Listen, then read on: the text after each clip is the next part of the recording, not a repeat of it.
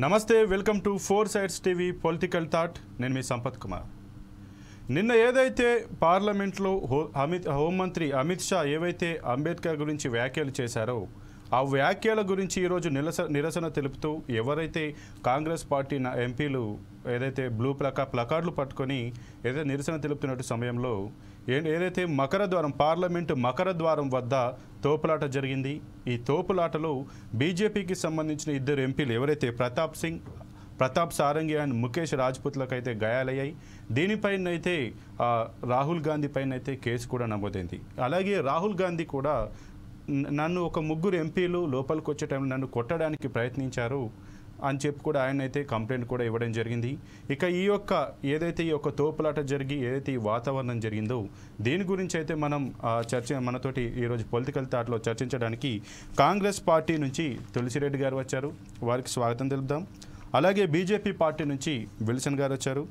అలాగే analyst and advocate ఎవరైతే గోశాల శ్రీనివాస్ గారు వచ్చారు వారికి స్వాగతం తెలుపుతూ, సార్ తులసిరెడ్డి గారు, ముందుగా మీ నుంచి ఏదైతే నిన్న హోంమంత్రి అమిత్ షా గారు ఏదైతే వ్యాఖ్యలు చేశారో దానికి సంబంధించి మీ పార్టీ అయితే పెద్ద ఎత్తున దేశవ్యాప్తంగా నిరసన కార్యక్రమాలకు పిలుపునైతే ఇచ్చింది. ఆ నేపథ్యంలో మీ యొక్క పార్టీ ఎంపీలు ఏదైతే నిరసన తెలుపుతున్న సమయంలో ఇద్దరు ఎంపీలకు కూడా బీజేపీ ఎంపీలకు కూడా గాయాలైనట్టుగా తెలుస్తుంది. దీనిపైన కేసు కూడా నమోదైంది. అలాగే రాహుల్ గాంధీ గారు కూడా కంప్లైంట్ ఇచ్చారు, తన పైన దాడి చేయడానికి ప్రయత్నించారని కూడా చెప్పారు. దీని గురించి మీ స్పందన ఏంటి? వాస్తవంగా ఒక 6 days నుండి నేను కంట్రీలో లేను. 14 నుండి ఈరోజు సాయంత్రం 5 గంటలకు వచ్చాను. జస్ట్ కాబట్టి ఏం జరిగింది 5-6 రోజుల్లో నేను పత్రికల ద్వారా కానీ సింగపూర్, మలేషియా పోయినాను కుటుంబ సభ్యులతో. సాయంత్రం 5కి వచ్చాను కాబట్టి ఏం జరిగింది చెప్పండి సార్, మాట్లాడండి. ఫోన్ చేస్తాను సార్. విల్సన్ గారు మీది ఒక వాయిస్ ఒకసారి. సార్ శ్రీనివాస్ గారు మీ వాయిస్ మ్యూట్ చేయండి సార్, మాట్లాడండి సార్. నేను మొత్తము టీవీలో కానీ నేను చూడలేదు, ఏం జరిగింది కూడా నాకు చూడలేదు. కాకపోతే అంటే మీరు ఇచ్చిన ఇన్ఫర్మేషన్ జస్ట్ ఈ లోపల కొంత నెట్లో చూస్తే కొంచెం ఇన్ఫర్మేషన్ ప్రకారంగా చెప్పగా నాకు ఏం జరిగింది 6 days నుండి ఇక్కడ విషయాలు తెలియదు ఫండమెంటల్గా. కాబట్టి నేను పూర్తిగా ఆథెంటికేట్గా నేను వచ్చేసి దీని మీద విశ్లేషించే పరిస్థితిలో లేను. కానీ ఏది ఏమైనా పార్లమెంటు ఆవరణలో ఇటువంటి పరిస్థితి రావడం అనేది దురదృష్టకరం.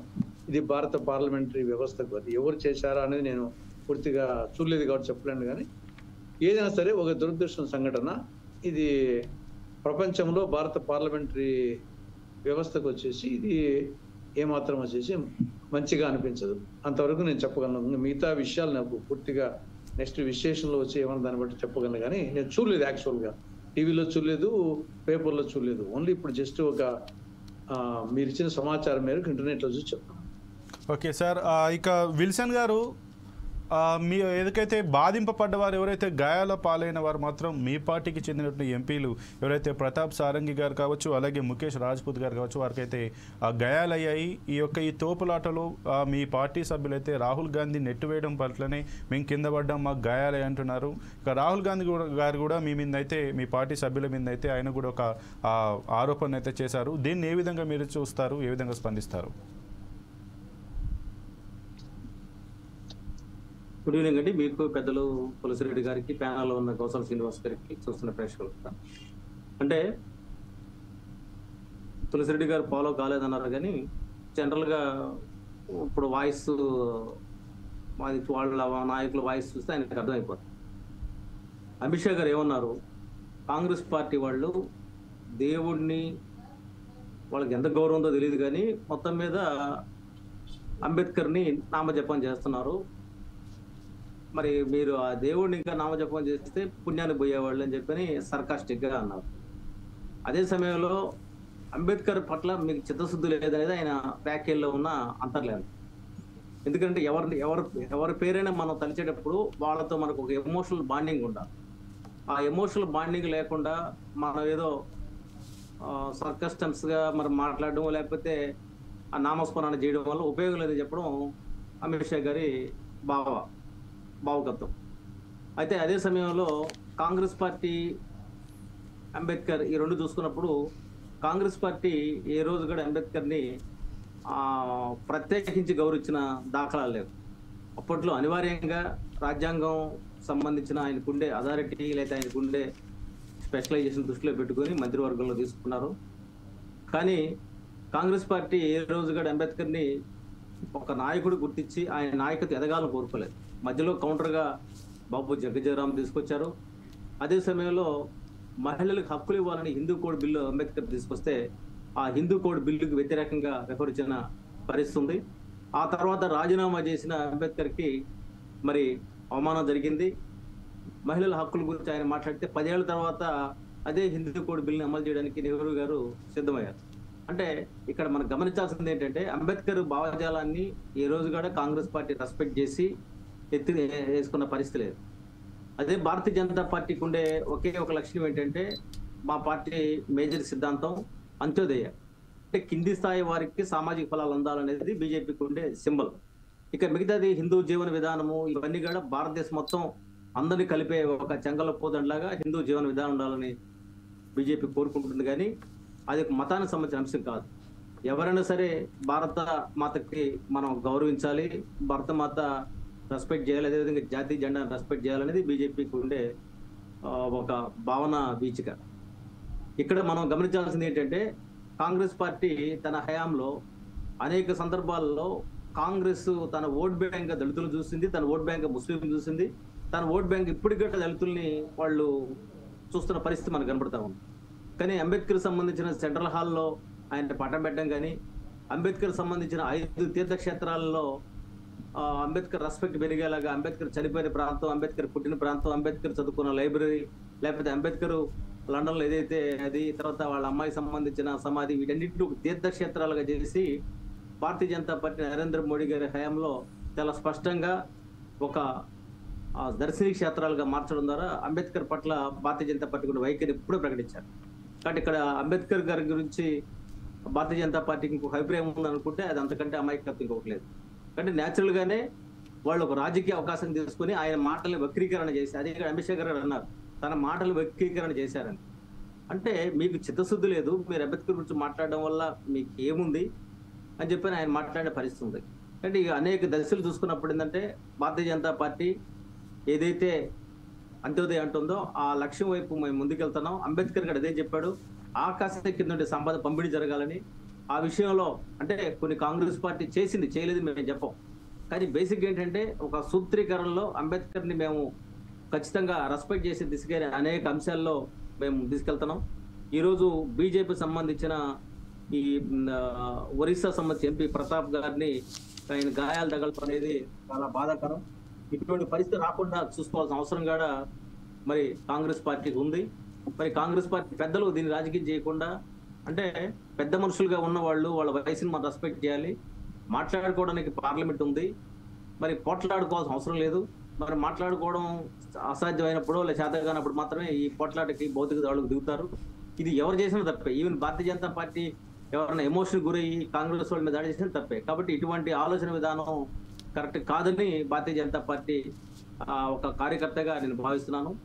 ఎక్కడైనా సరే కాంగ్రెస్ పార్టీ ఇటువంటి రాజకీయాలు చేయడం మానేయాలి కూడా కోరుకుంటున్నాము. గతంలో ఏదైతే నారా రోహిత్ వేముల సంబంధించి కూడా రాజకీయం చేయడానికి వాళ్ళు ప్రయత్నం చేశారో అలాంటి రాజకీయాలు చేయడం వల్ల ఏమాత్రం ఉపయోగం లేదు. కాబట్టి రాబోయే రోజుల్లో అంబేద్కర్ ఏదైతే కోరుకుంటున్నాడో సామాజిక న్యాయం, మరి మా మోడీ గారు ఒకటే చెప్పారు, అంబేద్కర్ వల్ల నేను భారత ప్రధానమంత్రి అయ్యాను, స్పీకర్ సెక్షన్ ప్రతినిధిగా ఉన్నాను కూడా స్పష్టంగా చెప్పడం జరిగింది. అంటే అంబేద్కర్ ఏదైతే రాజ్యాంగం ప్రకారం అందరికీ హక్కులు ఇచ్చారో ఆ హక్కుల మీద మాత్రమే మరి తాను ఈ స్థాయికి ఎదిగానని చెప్పారు. అదే భారతీయ జనతా పార్టీ రిజర్వేషన్ తీసేస్తుంది అనే ఒక ప్రచారం కూడా తీసుకురావడం వల్ల మన ఓట్లు మన సీట్లు కూడా తగ్గాయి.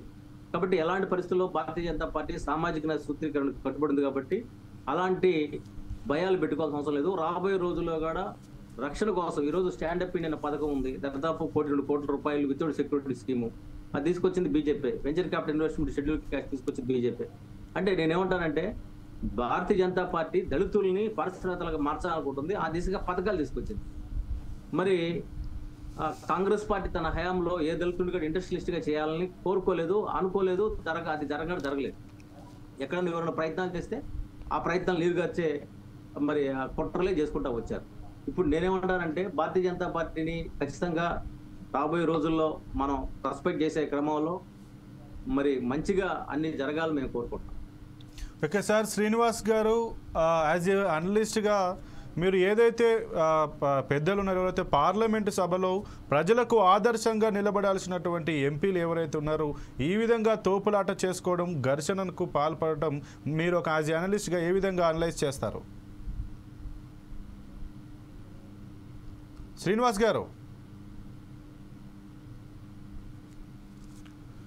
శ్రీనివాస్ గారు మీది మ్యూట్లో ఉన్నట్టుంది, ఒకసారి చూసుకోండి.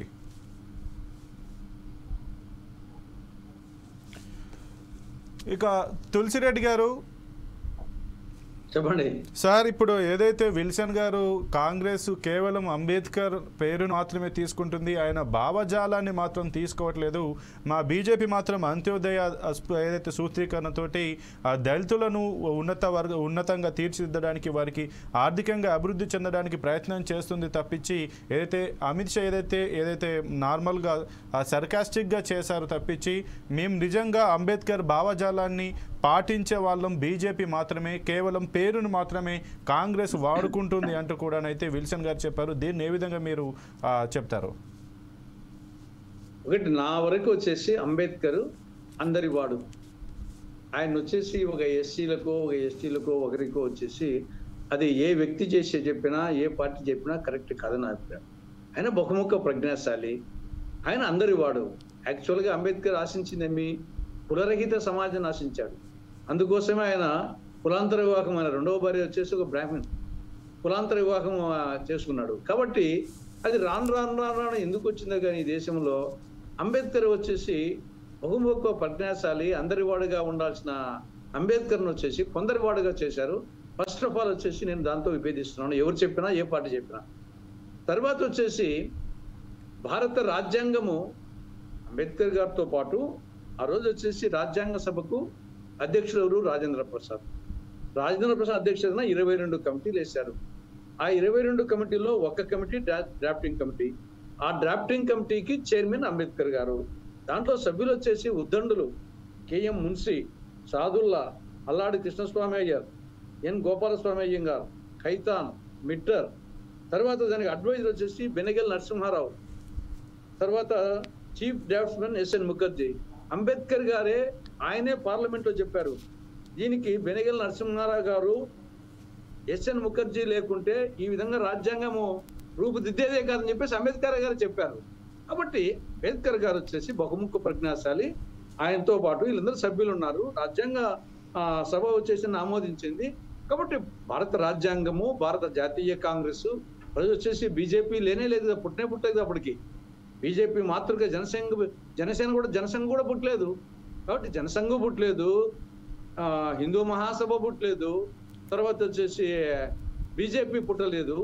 హిందూ మహాసభ పుట్టిందేమో, జనసంఘ బీజేపీ పుట్టలేదు. కానీ అప్పటికే వచ్చేసి భారత రాజ్యాంగము, అంబేద్కర్ గారు, భారత జాతీయ కాంగ్రెస్, భారత స్వాతంత్ర ఉద్యమం, ఇవన్నీ ఆల్మోస్ట్ పర్యాయ పదాలు. అంబేద్కర్ గారు కాంగ్రెస్ వ్యక్తి కాకపోయినప్పటికీ ఆయన యొక్క డ్రాఫ్ట్స్ కమిటీకి వచ్చేసి అధ్యక్షుని చేసింది వచ్చేసి మళ్ళా రాజ్యాంగ సభనే కదా.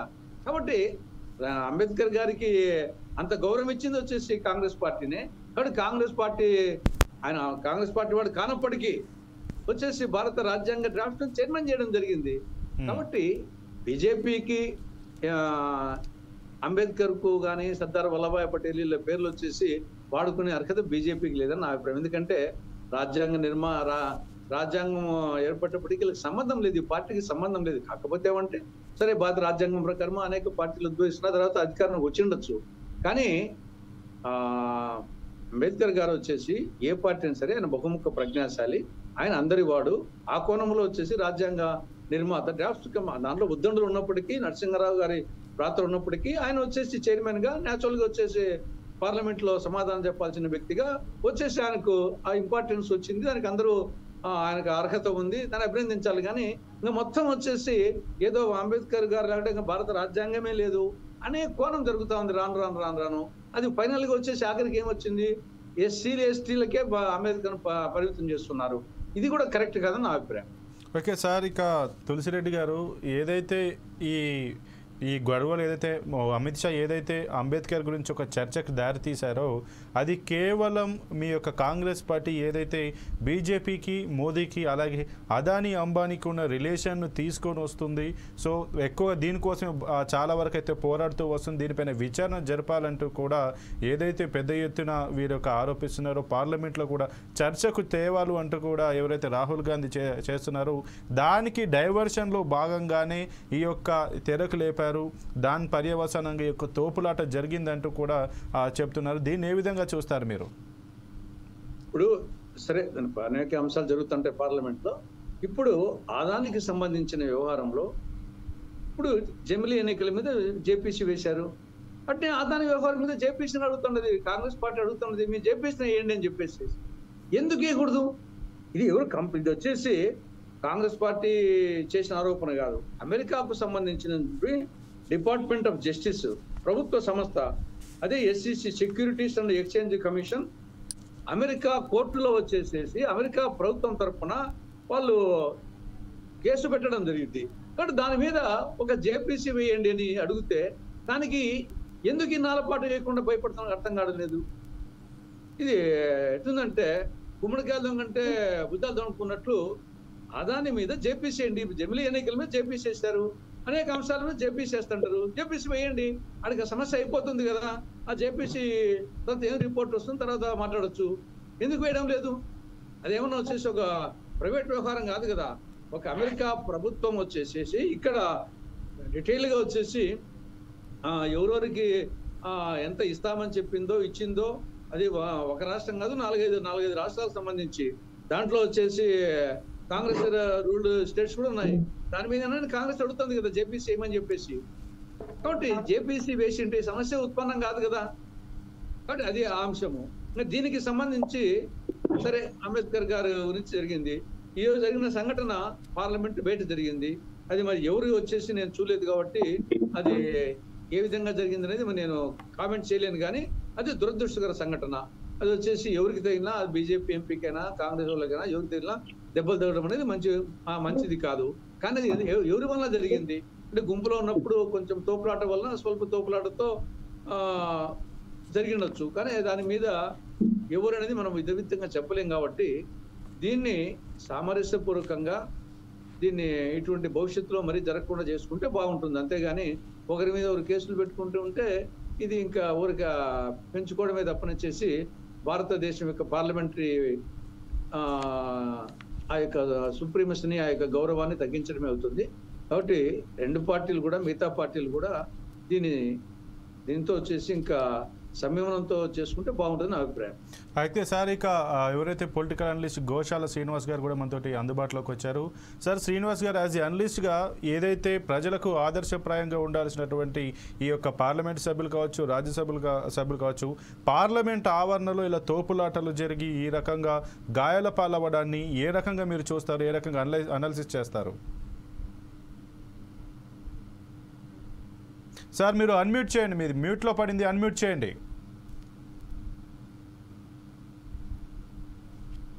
ఇది చాలా దురదృష్టకరమైన విషయం.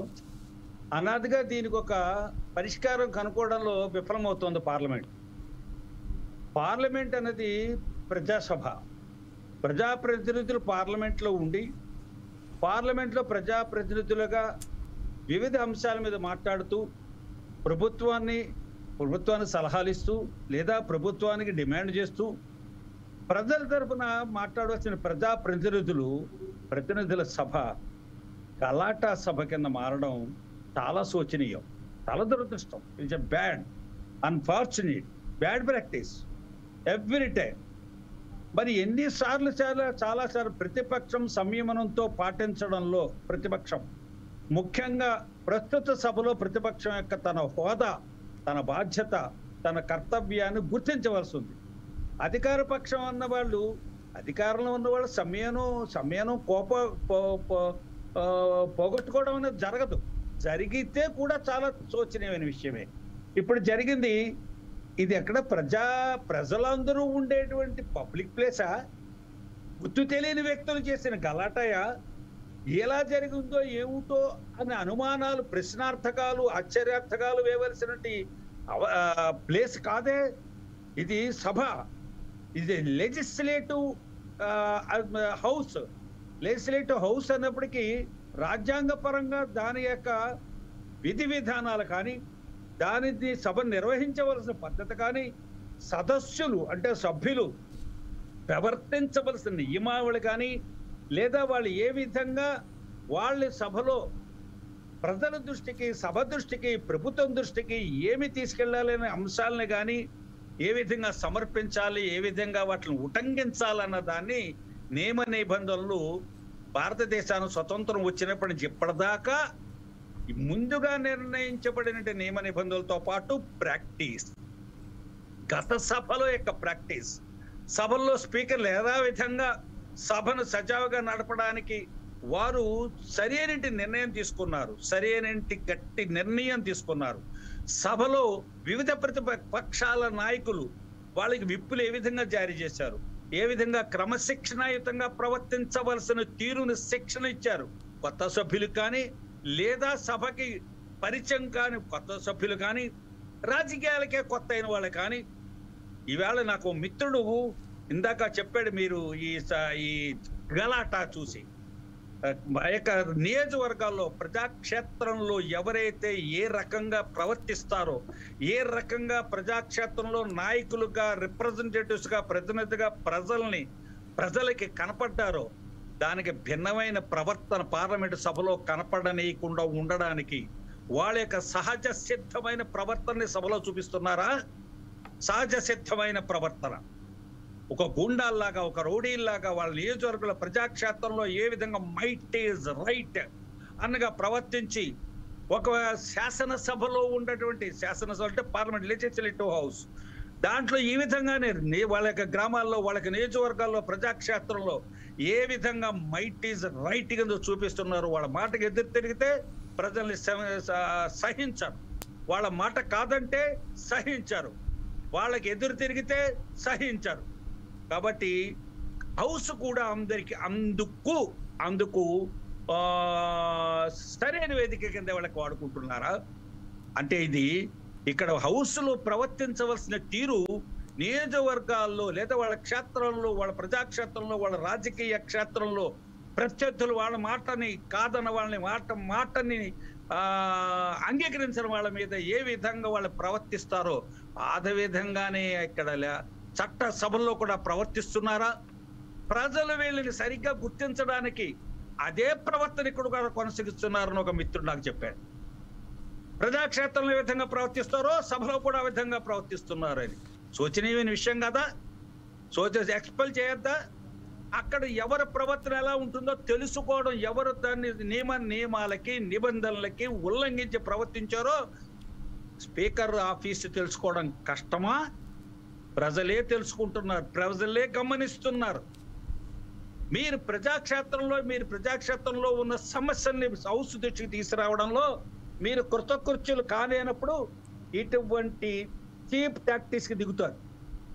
మీ ఉనికిని కాపాడుకోవడానికి లేదా పార్టీల ఉనికిని కాపాడుకోవడానికి, అది రాజకీయ పార్టీ, భారతీయ జనతా పార్టీ అయినా, కాంగ్రెస్ అయినా, ఇంకా ఏ ప్రాంతీయ పార్టీలు అయినా సరే, ప్రజాక్షేత్రంలో మీ ఉనికి పోగొట్టుకున్నప్పుడు, కోల్పోతున్నప్పుడు ప్రజల్లో మళ్ళీ లీడర్ ఈజ్ అ లీడర్ అని అనిపించుకుంది. లీడర్ అనిపించుకు ప్రజాక్షేత్రంలో నిలబడండి, ప్రజలకు అండగా నిలబడండి, ప్రజల సమస్యల్ని ప్రభుత్వం దృష్టికి తీసుకురావడానికి విశేషమైన కృషి చేయండి. అంతేకాని సభలు సజావుగా సాగకుండా ముష్టి యుద్ధాలు, గలాటాలు, దోపిడీ, ఇంకా నిజంగా ఇగో criminalization of the politics, criminalization of the politics కి తార్కాణం ఇవాళ సభలో జరుగుతున్న పరిణామాలు. అంచేత సజావుగా చావాలి, సామరస్యపూర్వకంగా చావాలి, సర్దుకుపోదాం. అంచేత ఇవాళ నీతులు నియమాలు మాట్లాడకూడదు.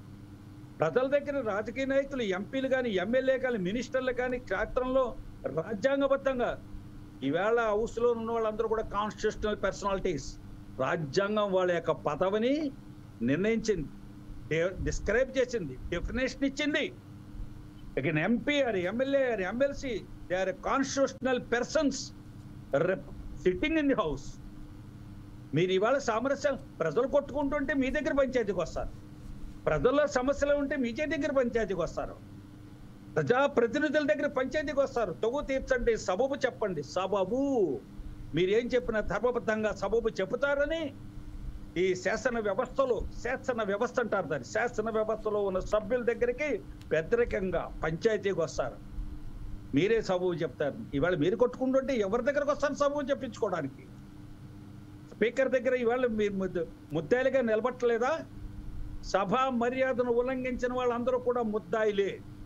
కానీ ఇవాళ మనకి ఎగ్జాంప్షన్ వచ్చింది కాబట్టి, మీకు ఒక ఇమ్యూనిటీ వచ్చింది కాబట్టి హౌస్లో జరిగిన ఏ విషయాలు కూడా ఐపీసీ వర్తించదు, ఇండియన్ పెనల్ కోడ్ వర్తించదు. చూసారా? మైకిల్ విరిచేసి కొట్టేసుకుని కన్ను లొట్టపోయింది, కన్ను పోయింది అనుకున్నప్పుడు సస్పెండ్ చేస్తే నోటీసులు ఇవ్వకుండా సస్పెండ్ చేశారు కాబట్టి సస్పెన్షన్ బ్యాడ్ అంది ఏపీ హైకోర్టు.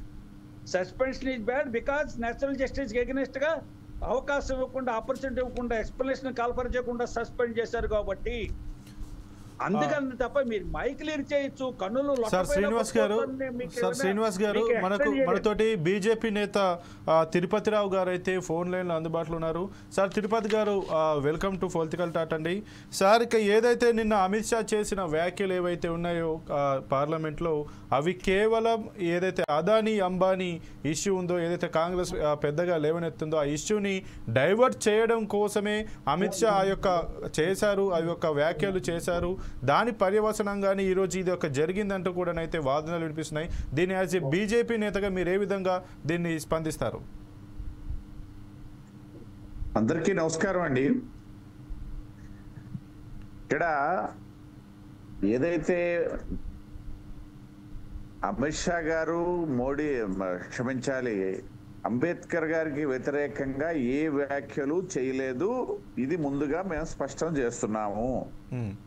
ఏదైతే కాంగ్రెస్ పార్లమెంట్ లో అంబేద్కర్ గారికి సంబంధించినటువంటి అంశాలని, అంబేద్కర్ జీవించినప్పుడు కానీ, అంబేద్కర్ మరణానంతరం కానీ వారికి ఇవ్వాల్సినటువంటి గౌరవం కానీ, ఇవ్వాల్సినటువంటి స్థానం కానీ ఇవ్వలేదు అన్నటువంటి అంశంలో ఏదైతే హోంమంత్రిగా ఉన్నటువంటి అమిత్ షా గారు పదే పదే అంబేద్కర్ పేరును మీరు ప్రస్తావిస్తారు, అది ఏదైనా వేరే దేవతల పేర్లు చెప్తే పుణ్యం వస్తుంది అన్నారు తప్పిస్తే, అక్కడ అంబేద్కర్ గారిని అక్కడ అమిత్ షా గారు అవమానించలేదు. ఇది మొట్టమొదటిగా మేము స్పష్టం చేస్తున్నాం. దీన్ని వక్రీకరిస్తున్నారు. ఆ వ్యాఖ్యల్ని వక్రీకరించి గతంలో ఎన్నికల సందర్భంగా రాజ్యాంగాన్నే అన్నారని చెప్పేసి వక్రీకరించినటువంటి సందర్భాన్ని మేము ఇప్పుడు కోట్ చేస్తాం ఈ సందర్భాన్ని. కాబట్టి ఈ వక్రీకరణ వేరు. భారతీయ జనతా పార్టీ ఆలోచన అంబేద్కర్ గారి పట్ల ప్రపంచానికి వేరే విధంగా చెప్పాల్సినటువంటి ఆవశ్యకత లేదు. నరేంద్ర మోడీ గారి అధికారంలోకి వచ్చిన తర్వాత పంచతీర్థ పేరుతో వారి తాలూకా జ్ఞాపకాలకు సంబంధించినటువంటి అంశాల్లో దేశ విదేశాల్లో ఉన్నటువంటి పంచతీర్థులకు సంబంధించి వారు ఇచ్చినటువంటి ప్రాధాన్యత, అక్కడ కల్పించినటువంటి ఏదైతే టూరిజం స్పాట్స్ గా కూడా అక్కడ డెవలప్ చేసినటువంటి అంశాలు, ఇవన్నీ అంబేద్కర్ గారి పట్ల భారతీయ జనతా పార్టీకి ఉన్నటువంటి ఆలోచన ఏంటి, వారి పట్ల ఉన్నటువంటి ఆరాధన ఏంటి అనేది ప్రజలకి అందరికీ తెలిసినటువంటి విషయం, ప్రపంచానికి తెలిసినటువంటి విషయం. నాట్ ఓన్లీ ఇన్ ఇండియా, భారతదేశంలో ఉన్నటువంటి ప్రజానీకానికే కాదు. అయితే దాన్ని వక్రీకరించారు అన్నటువంటి అంశాన్ని మరుగున పడేయడానికి ఇవాళ కాంగ్రెస్ పార్టీ ఇవాళ అక్కడ నిజంగా దెబ్బ తగిలింది, ఇబ్బంది పడింది భారతీయ జనతా పార్టీకి సంబంధించినటువంటి పార్లమెంట్ సభ్యులు. మేము దొంగ అన్నట్టుగా వీళ్ళు కూడా వెళ్ళి అక్కడ ఇంకొక కేసు నమోదు చేసినటువంటిది. సరే, చేయొచ్చు. ప్రజాస్వామ్యంలో ప్రతి కేసులు ఇవన్నీ సహజం కాబట్టి వాళ్ళకు ఉన్నటువంటి హక్కును వాళ్ళు వినియోగించుకోవచ్చు. అది వేరే విషయం, రేపు ఎంక్వైరీలో తేలుతుంది. అయితే ఇక్కడ గమనించాల్సినటువంటి అంశం ఏంటనేసి అంటే, రాహుల్ గాంధీ బయటికి పార్లమెంట్ నుండి వస్తున్నప్పుడు ఈ విషయం ఏదైతే ఒక పార్లమెంట్ సభ్యుని తగిలినటువంటి దెబ్బల నేపథ్యంలో వాళ్ళు ప్రశ్నిస్తుంటే కనీసం అందులో సానుభూతి కూడా మనిషి తాలూకా ఫేస్ లో కనబడలేదన్నది ఇక్కడ ఒక ప్రధానమైనటువంటి అంశం. అంటే సరే, జరగరాని సంఘటన ఎవరు చేసినా సరే పార్లమెంట్ లో జరగరాని సంఘటన జరిగింది. చాలా దానికి సంబంధించి చింతించాల్సినటువంటి విషయం. కాకపోతే ఇక్కడ కొన్ని అంశాలు మనం ప్రస్తావించేటప్పుడు అంబేద్కర్ గారి అంశాన్ని మేము తప్పుదోవ పట్టించాలి, లేకపోతే దాన్ని మరుగున పరిచే వాళ్ళు ఉన్నటువంటి ఆలోచన భారతీయ జనతా పార్టీకి అవసరం లేదు అనేది ముందుగా మేము స్పష్టం చేస్తూ, ఏదైతే పార్లమెంట్లో ఇవాళ జరిగినటువంటి సంఘటనలు ఏవైతే ఉన్నాయో ఖచ్చితంగా ఇవి దురదృష్టకరమైనటువంటి సంఘటనలు. ఇంకా విషయం ఏంటనేసి అంటే పార్లమెంట్ సభ్యునికి నెట్టేయడం అనేది ఏదైతే ఉందో అది దారుణమైనటువంటి సంఘటన. పార్లమెంట్లో ఇటువంటివి ఎవరు చేసినా ఆమోదయోగ్యం కాదు. పర్టికులర్గా ఒక ప్రధాన పార్టీగా, ప్రధాన ప్రతిపక్షంగా ఉన్నటువంటి కాంగ్రెస్ పార్టీ అలాంటి విషయాల్లో జోక్యం చేసుకున్నట్లయితే ప్రజాస్వామ్యంలో రేపు ప్రజలకి ఏ విధమైనటువంటి సంకేతాలు వెళ్తాయనేది కూడా ఆలోచన చేసుకోవాలి. అయితే తిరుపతిరావు గారు, ఏదైతే ఈ అదానీ అంబానీ ఇష్యూను డైవర్షన్ చేయడానికి మాత్రమే ఈ రకమైన వ్యాఖ్యలు చేశారంటూ కూడా కాంగ్రెస్ అయితే చెప్పుకోవాల్సిన పరిస్థితి, దీన్ని ఏ విధంగా మీరు చూస్తారు? ఇప్పుడు అదానీ అంబానీ అంశం అనేది మేము చాలా సందర్భాలు, ఇవాళ కాదు దాన్ని ఇవాళ మేము డైవర్ట్ చేసేది ఏముంది, దాదాపు 10 సంవత్సరాలుగా మేము అధికారంలోకి వచ్చినప్పటి నుండి అదానీ అంబానీ అంశాన్ని పట్టుకొనే కాంగ్రెస్ పార్టీ వేలాడుతుంది, దుష్ప్రచారం చేస్తుంది, ప్రజలు తిప్పికొడుతూనే ఉన్నారు. 3 పర్యాయాలు తిప్పికొట్టినటువంటి సందర్భం. అదానీ అంబానీలేమి నరేంద్ర మోడీ గారు అక్కడ ముఖ్యమంత్రిగా, గుజరాత్లో ముఖ్యమంత్రిగా ఉండగా లేకపోతే ప్రధానమంత్రి అయిన తర్వాత పుట్టిన వాళ్ళు కాదు, లేకపోతే ఈ సామ్రాజ్యాలు స్థాపించిన ఆ రోజుల్లోనే జరిగినవేమీ కాదు. వారి తాలూకా వ్యాపార సామ్రాజ్యాలు విస్తరణ అవి వాళ్ళకి వంశపారంపర్యంగా వస్తున్నటువంటివి. ఆ రకంగా తీసుకోవాలనేసి అంటే వీళ్ళు సుదీర్ఘకాలం కాంగ్రెస్ పార్టీ అధికారంలో ఉంది కాబట్టి కాంగ్రెస్ సంబంధించినటువంటి వ్యక్తులు, కాంగ్రెస్ పెంచి పోషించిన వ్యక్తులని మేము కూడా అనగలం. కాబట్టి అది ఇవాళ కొత్తగా వాళ్ళు అందుకున్నది ఏమీ కాదు. ఆ పాట 10 సంవత్సరాలుగా పాడుతూనే ఉన్నారు. ఓకే, ఇక మనతోటైతే ఈరోజు ఒక విశ్లేషకులు పెంటపాటి పుల్లారావు గారు అయితే ఈ యొక్క చర్చలో పాల్గొన్నారు. పుల్లారావు గారు నమస్కారం అండి, మీకు welcome to political thought. Sir, ఇప్పుడు ఏదైతే ఈరోజు ఈ పార్లమెంట్లో ఏదైతే తోపులాట జరిగిందో, నిన్న అమిత్ షా ఏదైతే వ్యాఖ్యలు చేశారో, ఈ టోటల్ ఈ యొక్క సీన్ కనుక చూస్తే మీరు ఏ విధంగా విశ్లేషణ చేస్తారు? అసలు ఏం జరుగుతుంది, ఏం జరగబోతుందని ఏ విధంగా చెప్పగలుగుతారు? మెయిన్ థింగ్ ఏమిటంటే ఇదంతా మార్జినల్ ఇష్యూస్ టేకప్ చేస్తున్నారు. ఇది మరి ఏ పాయింట్స్ ఎవరికి వస్తాయి, చరిత్రలో ఫిగర్స్ తీసుకొచ్చి వాళ్ళు మాకు దగ్గర, వీళ్ళు మాకు దగ్గర, మీకు దగ్గర కాదు, మీరు వాళ్ళని మోసం చేశారు, వీళ్ళని మోసం చేశారు చెప్పుకోవటంలో ఇది ఇప్పుడు ఏం జ్ఞాపకం వస్తుందంటే, స్టాలిన్ రష్యాలో 30 సంవత్సరాలు డిక్టేటర్గా ఉండేవాడు. అలాగే తులసిరెడ్డి గారు లాంటి మంత్రి ఉంటే ఆ మంత్రిని తీసేయాలంటే మీరు 30 సంవత్సరాల క్రితం మీరు వాళ్ళతో మాట్లాడారు, మన పార్టీ నుంచి గెంటేసుకోవడని అది యాక్షన్ తీసుకున్నాము. అలాగే అయిపోతుందా భారతదేశం? అసలు ఆ డిబేట్ వల్ల నేను అడుగుతున్నా, ఏంటి బెనిఫిట్? ఎవరో నేను తప్పు చేశాను, మీరు తప్పు చేశారా, ఏదో అయిపోయింది 30 సంవత్సరాల క్రితం. ఆ రోజు జవహర్లాల్ నెహ్రూ గారు అంబేద్కర్ గారిని వ్యతిరేకించారు. దాంట్లో అర్థమే ఉన్నది, నాకే అర్థం అవ్వట్లేదు. అప్పుడు ఉన్న పాలిటిక్స్ ప్రకారంగా వాళ్ళు చేసుకున్నారు 1952లో. అది తర్వాత ఇప్పుడు ఏ సంవత్సరానికి వచ్చాం, 70 సంవత్సరాలు అయిపోయింది. అది తీసుకొచ్చి మొదలు పెడతాం. లేకపోతే మీరు ఇలా చేస్తే ఇది చాలా మన దేశానికి కొరియా, జపాన్, ఫిలిప్పీన్స్ కాదు, కొన్ని రాష్ట్రాలు, కొన్ని దేశాలు, పాకిస్తాన్ కొట్టుకోవటం పార్లమెంట్లో జరిగింది. ఇది ఈవేళ ఫస్ట్ టైం నాకు తెలిసినంత వరకు పార్లమెంట్ బయట జరిగింది. ఫస్ట్ టైం ఇలాగా సీరియస్గా తోసుకోవటం, పోలీస్ స్టేషన్స్కి వెళ్ళటం, ఇది చాలా విచారమైన పరిస్థితి. మేజర్ ఇష్యూస్ కంట్రీకి ఇవాళ ఫేస్ చేసేది మన ఎక్స్టర్నల్ బోర్డర్స్ మీద కాదు, సరిహద్దుల మీదే కాదు. ఇవాళ జీడిపి ఏంటి, ఇన్ఫ్లేషన్ ఏంటి, తర్వాత అన్నింటికంటే ముఖ్యం కొంచెం ఎంఫసిస్ ఇవ్వట్లేదు, టెక్నాలజీ మీద ఆధారపడి భారతదేశం ఇవాళ నడుస్తుంది. మన 30% ఎక్స్పోర్ట్స్ దాదాపు టెక్నాలజీ, ఐటీఏ, సాఫ్ట్వేర్ మీద వచ్చేది. కొన్ని సంవత్సరాల్లో ఇది అవుట్ ఆఫ్ బిజినెస్ అయిపోతుంది, అవుట్ డేట్ అయిపోయింది, ఆర్టిఫిషియల్ ఇంటెలిజెన్స్ వచ్చిందని వచ్చాక ఎవరు ఏం డిస్కస్ చేయట్లేదు. ఇది డిస్కషన్ అనేది ఇప్పుడు ఈ పార్టీ కరెక్టా, ఆ పార్టీ కరెక్టా, అది వేరు. ఇది ఇంత ఖర్చు పెట్టి తీసుకొచ్చాక వీళ్ళు ఇలా చేస్తున్నారంటే మనం విచారపడాలి. ఎందుకంటే మనం ఏం చేయలేం. రేపు కూడా, ఎల్లుండి కూడా ఇదే డిబేట్ జరుగుతుంది అక్కడ.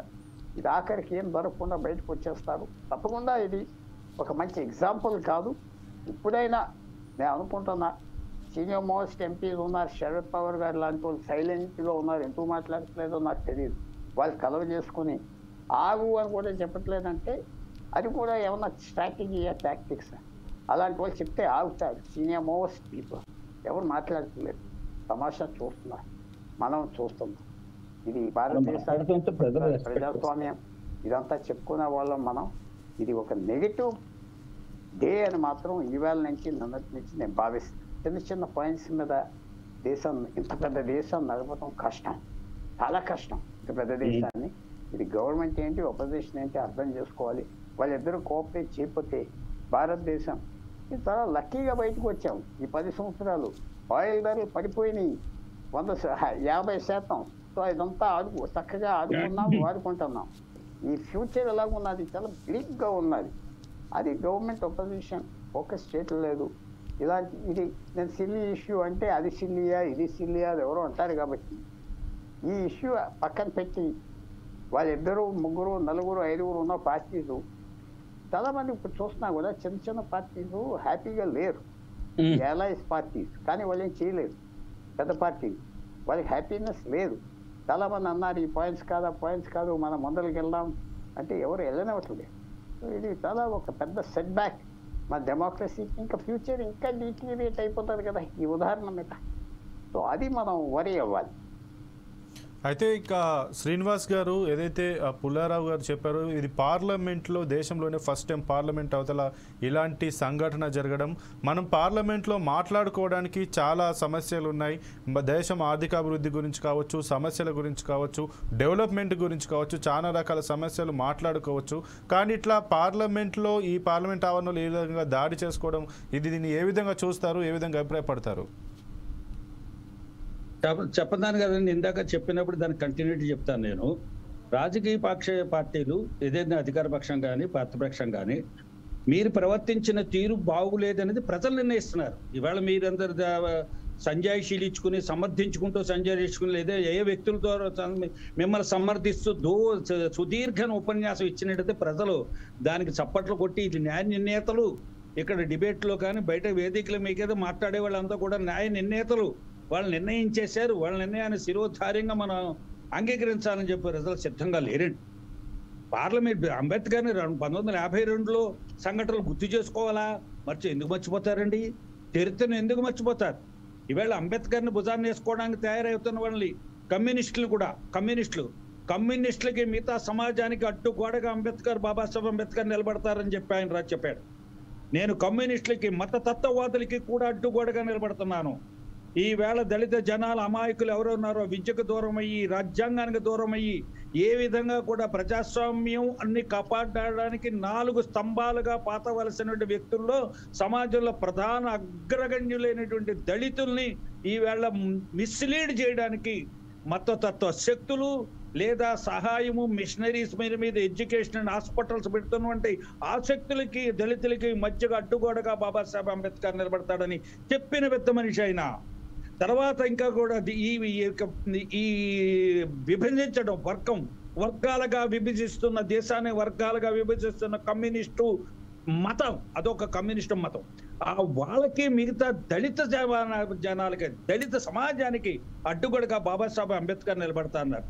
ఆ బాబాసాహెబ్ అంబేద్కర్ను ఓడించింది కాంగ్రెస్ కాదా? నెహ్రూ గారితో ఆయనకి పొసగక ఆయన అవమానపరిచాడు. పొసగడం అన్నది చాలా తప్పుడు మాట, నిజంగా తప్పుడు మాట. విత్డ్రా చేసుకుంటున్నా. బాబాసాహెబ్ అంబేద్కర్ని క్షణం ప్రతి క్షణం కూడా ఆయన అవమానింపబడ్డాడు. కాంగ్రెస్ పాలనలో న్యాయశాఖ మంత్రిగా ఉండగా ఆయనకి తెలియకుండానే నిర్ణయాలు జరిగిపోయేవి, ఆయనకి తెలియకుండానే పార్లమెంటు వ్యవహారాలన్నీ కూడా నడిపోయేవి. కాబట్టి ఆయనకు జీవిత చరిత్ర రాసుకున్నారు. ఆయనకు సమకాలీకంగా ఉండే దత్తోపంత్ టెంగడేజీ గారు ఆయన పుస్తకాల్లో రాశారు. ఆయన సమకాలీకులుగా ఉండే అనేక మంది ఆయన గురించి చెప్పారు. నేను అంబేద్కర్ కాలంలోనే పుట్టలేదు, కానీ అంబేద్కర్ కాలంలో పుట్టిన మా నాన్నగారు, మా తాతగారు, నా మిత్రులు, నా బంధువులు, నా స్నేహితులు కాన్స్టిట్యూషనల్ లుమినరీస్ బుక్స్ రాశారు. వాళ్ళ చరిత్ర సృష్టించి రాశారు. అంబేద్కర్కి ఈవేళ మీ మీద ఆయన బతుకుండగా గౌరవించలేదు, ఆయన చనిపోయాక ఆయన స్టాంపుని, ఆయన ఫ్లాగ్ని, ఆయన పిక్చర్ని ఆయన బ్యాడ్జిని పెట్టుకుని ఆయనకి ఇప్పటికీ కూడా అవమానం చేస్తున్నారు. అంబేద్కర్ విధానం, అంబేద్కరిజం ఎక్కడ లేదండి. అంబేద్కరిజం కొత్త మంది పెడుతున్నారు. అంబేద్కర్ మాట్లాడింది నేషనలిజం. అంబేద్కర్ జాతీయవాది. అంబేద్కర్ భారత మాత యొక్క ముద్దు బిడ్డల లిస్టు రాయాలంటే, జాతీయవాదుల లిస్టు రాయాలంటే బాబాసాహెబ్ అంబేద్కర్ మొదటి పేరు వస్తుంది. ఇంకెవరి పేరు రాయాలన్నా చివరి పేరే వస్తుంది. అక్కడ మరి నెహ్రూ గారు కానీ, నెహ్రూ గారి యొక్క అనుచర మిత్రులు కానీ, అస్మదీయులు కానీ, ఆత్మీయులు కానీ, ఇంకా లేకపోతే ఆయన్ని ప్రోత్సహించి ప్రధానమంత్రిగా చేసినటువంటి మహానుభావులు కానీ, వాళ్ళందరూ కూడా అంబేద్కర్ని చాలా చాలా చాలా చాలా చాలా అవమానించారని చెప్తున్నా. పోటీ పడ్డారు, లేదంటే వాళ్ళ మీద ఘర్షణ వచ్చిందని చెప్పలా, అవమానించారు. అంబేద్కర్ని అవమానించిన వాళ్ళు దళితులను అవమానించకుండా ఉన్నారండి వీళ్ళు.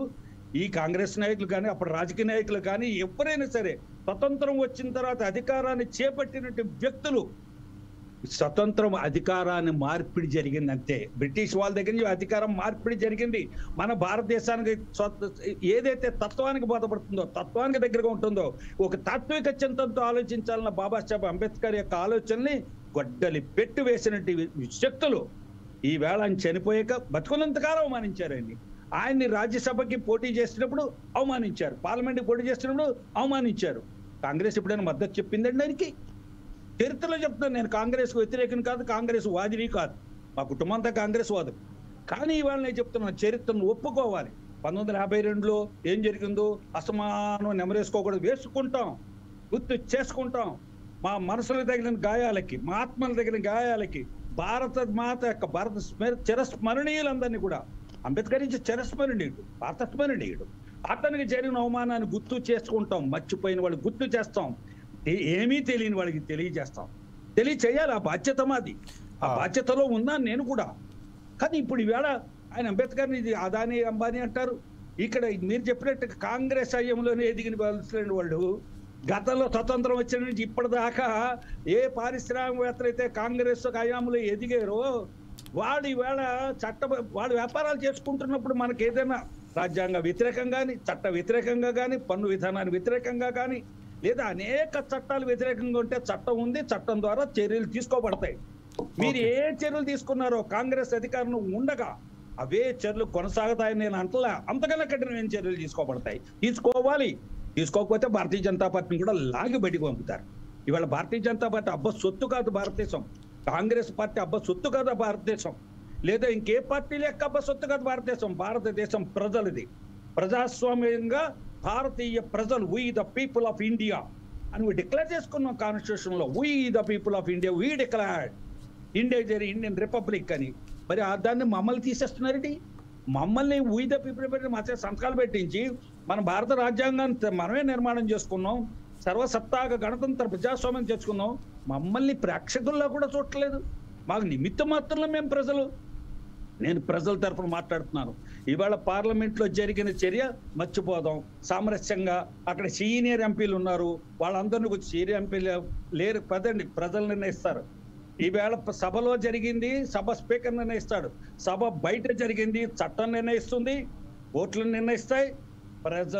ప్రజలు వ్యూ చేస్తున్నారు. We people of this country we are viewing very seriously this scenery and situation and we the people we are ready to give our judgement. వేరెవరికి ఇప్పుడు సంవత్సరాలుగా తాత్సర్యం చేయడానికి ఒప్పుకోరండి వాళ్ళ ప్రజలు. ఎక్కడికి వెళ్ళిపోతున్నాం? పాకిస్తాన్ ఉదాహరణ చెప్తారు మీరు, లేకపోతే ఇంకా బంగ్లాదేశ్ ఉదాహరణగా చెప్తారు, ఆఫ్ఘనిస్తాన్ ఉదాహరణగా చెప్తారు. ఆ దేశాలు ఏమైపోయాయో, ఎక్కడికి వెళ్ళిపోయాయో, అసలు చరిత్రలో మిగులుతాయో మిగులో ఇవాళ ప్రజలే బాధపడుతున్నారు. అయ్యో భారతదేశం నుంచి విడిపోయి తప్పు చేశాం, భారతదేశం ఇవాళ ప్రజాస్వామ్య దేశంగా కట్టుదిట్టంగా ఉందంటే అక్కడ భారతదేశంలో ప్రజాస్వామ్య విలువలు తెలుసున్న వ్యక్తుల చేతిలో ఓటు ఉంది. ప్రజాస్వామ్య యొక్క విలువలు తెలుసున్న వాళ్ళ చేతుల్లో రాజకీయాలు ఉన్నాయి. అలా రాజకీయాలు తప్పుదారి పట్టకుండా కాషస్ గా ప్రజల్ని అప్రమత్తం చేయడానికి విజిల్ బ్లోయర్స్ రెడీగా ఉన్నారు. అంచేత ఈవేళ ప్రతిసారి చర్యలు జరగడం పెద్ద మనుషులు కృతంగా చేయడానికి ఇదే వీధి సంత కాదండి, వీధి గొడవ, అన్నదమ్ములు వచ్చిన గొడవ, లేకపోతే పబ్లిక్ లో జరిగిన గలాటా కాదు. ప్రజాస్వామ్యాన్ని శ్రీనివాస్ గారు తులసిరెడ్డి గారు, ఇప్పుడు ఏదైతే శ్రీనివాస్ గారు చెప్పారో అంబేద్కర్ పేరు పెట్టుకుని అంబేద్కర్ బ్యాడ్జీలు ధరించి మీరు తిరుగుతున్నారు, కానీ అంబేద్కర్ బతికి ఉన్నప్పుడు అతన్ని అన్యాయం చేసింది, అణిచివేసింది కాంగ్రెస్ పార్టీనే అన్నారు.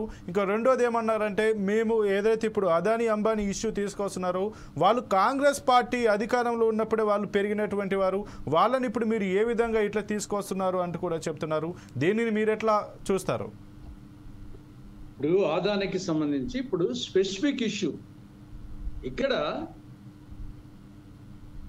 ఒప్పందాలు, విద్యుత్ కొనుగోలు ఒప్పందాల్లో solar energy corporation of India ఈ విద్యుత్ కొనుగోలు ఒప్పందాల్లో ఆదానికి సంబంధించి అవినీతి జరిగింది, లంచం ఇచ్చారని చెప్పేసి కాంగ్రెస్ పార్టీ చెప్పడం కాదు, అమెరికాకు సంబంధించినటువంటి ప్రభుత్వము కోర్టులో అక్కడ కేసు వేసింది. కాబట్టి ఇది కేంద్ర ప్రభుత్వం వచ్చేసి కేంద్ర ప్రభుత్వం సంస్థ, కేసు వచ్చేసి దాంట్లో దాదాపు 230 కోట్లు 2300 కోట్లు వచ్చేసి అవినీతి జరిగింది, దాంట్లో 4-5 రాష్ట్రాలకు ఇచ్చారని చెప్పేసి అక్కడ స్పెసిఫిక్ గా ఉంటే దాని మీద జేపీసీ ఏమంటున్నారు? ఇప్పుడు జనరల్ గా వచ్చేసి మా ఊరికి టికెట్ అడగడం స్పెసిఫిక్ గా ఈ ఇష్యూకు సంబంధించి జేపీసీ అడుగుతుంటే ఎందుకు భయపడుతున్నారు? జేపీసీ వేస్తే అయిపోతుంది దాని సమస్య, మళ్ళీ జేపీసీ రిపోర్ట్ ఇచ్చినాక తర్వాత మాట్లాడొచ్చు, ఎందుకు భయపడుతున్నారు? కాబట్టి ఇక్కడ ఆదాని ఎవరో కాదు, నరేంద్ర మోడీ గారి ఆత్మ, కాబట్టి వేయలేదు అంతేగా, అంతకుమించి వేరే జనరల్ గా అయితే వేరు. జనరల్ గా వచ్చేసి సరే అయితే తులసి గారు దీని గురించి శ్రీనివాస్ గారు ఏమో చెప్తా అంటున్నారు, ప్రభుత్వాలు ఉంటారు, కానీ ఇక్కడ దాంట్లో కాంగ్రెస్ ప్రభుత్వాలు కూడా కొన్ని ఒప్పందాలు ఉంటాయి, కానీ ఇక్కడ స్పెసిఫిక్ గా ఈ కేసుకు సంబంధించి స్పెసిఫిక్ ఆధారన్నప్పుడు దాని మీద జేపీసీ ఉన్నప్పుడు ఎందుకు భయపడుతున్నారు, అది దానికి సంబంధించి. ఇంకా రెండవది అంబేద్కర్ గారి గురించి నేను ముందే చెప్పాను, అందరూ అంబేద్కర్ గారి నుంచి జపం చేయడమే, కానీ అంబేద్కర్ గారు వచ్చేసి ఆర్టికల్ 334 ప్రకారంగా పొలిటికల్ రిజర్వేషన్స్ 10 years ఉండకూడదు, 10 years తర్వాత సల్ సీజ్ అన్నాడు, దాన్ని ఎవరు పట్టించుకోరు. ఆర్టికల్ 334 ప్రకారంగా పొలిటికల్ రిజర్వేషన్స్ సల్ సీజ్, రాజ్యాంగం అమలుకి వచ్చిన 10 ఏళ్ల తర్వాత సల్ సీజ్ మే కూడా కాదు, కానీ కంటిన్యూనే అవుతా ఉంటాయి. మళ్ళీ అంబేద్కర్ గారి పేరు చెప్పుకుంటారు, అంబేద్కర్ ఏమో 10 ఏళ్ళ తర్వాత ఉండకూడదని చెప్పారు పొలిటికల్ రిజర్వేషన్స్. మరి అంబేద్కర్ గారిని ఆయన చెప్పింది ఏమో ఆచరించడు, కానీ అందరూ అంబేద్కర్ గారు భజన చేయడం, ఆయన చెప్పింది ఆయన అందరి వాడు, ఆయన వచ్చేసి ఎస్సీల కోసమో ఎస్టీల కోసమో ఇంకొరి కోసం కాదు, భారత రాజ్యాంగం భారతదేశంలోని పౌరులందరికీ సంబంధించినటువంటిది భారత రాజ్యాంగం. ఆయన ఆఖరికి వచ్చేసి ఆయన పై నుండి వచ్చేసి ఒక అందరి వాడుగా ఉండాల్సిన అంబేద్కర్ కొందరి వాడుగా చేస్తున్నారు. తర్వాత భారత రాజ్యాంగం అంబేద్కర్ లేకుంటే భారత రాజ్యాంగమే లేదనే విధంగా తీసుకొస్తున్నారు.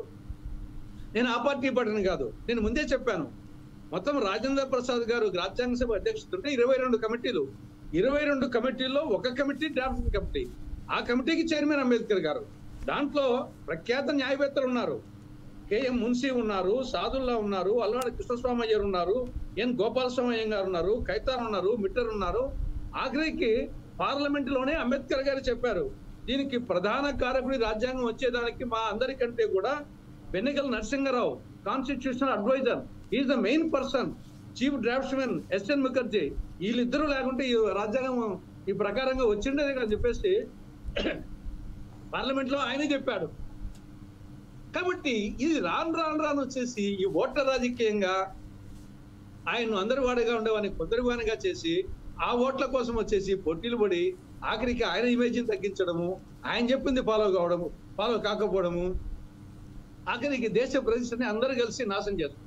నేను ఆ పార్టీని కాదు, అందరం కలిసి ఓటర్ రాజకీయంతో పుల్లారావు గారు చెప్పినట్టు ఎన్ని సమస్యలు ఉన్నాయి. ఈరోజు అనేక సమస్యల మీద పార్లమెంట్ లో మాట్లాడాల్సిన పరిస్థితి ఉంటే అది సార్ పుల్లారావు గారు ఇప్పుడు ఎవరైతే శ్రీనివాస్ గారు అనేది చాలా దురదృష్టకరం. ఇది నేను వాళ్ళని చెప్పడం లేదు, ఎవరిది అందరి పాత్ర దీంట్లో తలాపిడికడు తిలాపాపం తలాపిడికనే విధంగా ఉంది.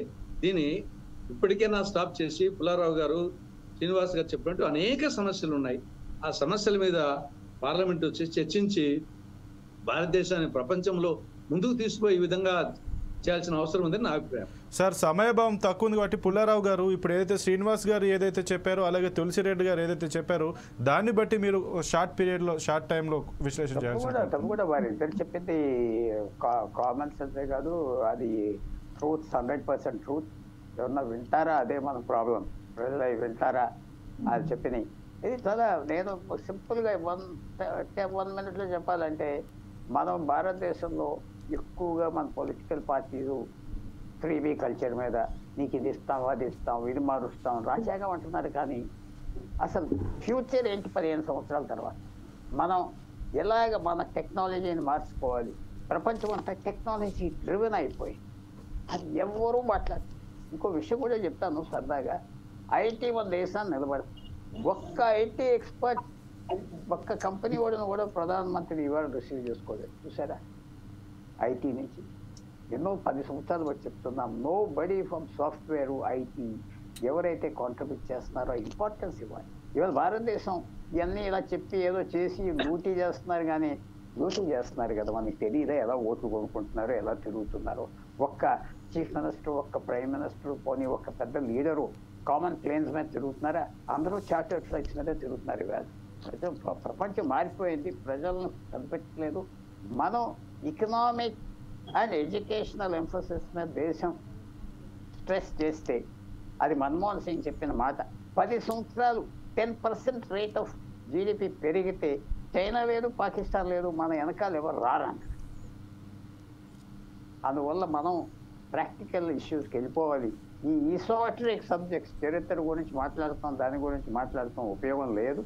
ప్రాక్టికల్ గా పార్లమెంట్ వచ్చి ఎలాగా ఏం చేద్దాం, ఈ డిఫరెన్సెస్ ఆఫ్ ఇన్కమ్ ఏం చేద్దాం, దాని మీద ఫోకస్ ఉంటే బాగుంటుంది. Okay thank you sir.